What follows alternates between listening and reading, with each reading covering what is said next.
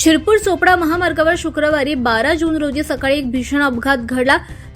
सावेर गावाजवळ भरधाव ट्रक अनियंत्रित होऊन उलटल्यानंतर त्याला अचानक आग लागल्यानं काही क्षणातच ट्रक आगीच्या भक्ष्यस्थानी सापडलाय। या घटनेमुळे महामार्गावर मोठी खळबळ उडाली असून चालक आणि सहचालकांच्या अवस्थेबाबत अद्याप संभ्रम कायम आहे। मिळालेल्या माहितीनुसार शिरपूरकडे येत असलेला ट्रक सकाळी सुमारे 7 वाजण्याच्या सुमारास सावेर गावाजवळील रंधे यांच्या पेट्रोल पंपाजवळ अनियंत्रित झाला आणि रस्त्यावर उलटला। अपघातानंतर ट्रकमधून अचानक धूर निघू लागला आणि काही क्षणातच भीषण आग भडकली। आगीनं विकराळ रूप धारण केल्यानं संपूर्ण ट्रक जळून खाक होण्याची भीती व्यक्त केली जाते।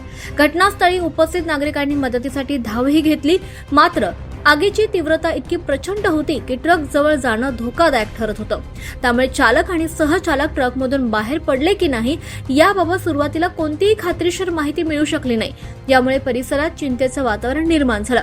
दरम्यान ट्रकला लागलेल्या आगीमुळे शिरपूर चोपडा महामार्गावरील दोन्ही बाजूंची वाहतूक पूर्णपणे ठप्प झाली आहे। वाहनांच्या लांबच लांब रांगा लागल्यानं प्रवाशांना मोठा त्रास सहन करावा लागला।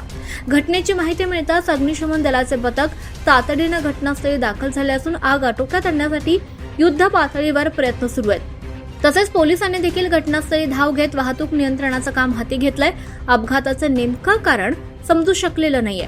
ट्रकमधील मालाचं स्वरूप तसेच चालक सहचालकाची स्थिती याबाबत अधिकृत माहिती मिळू शकलेली नाहीये। या घटनेमुळे परिसरात मोठी खळबळ उडाली आहे।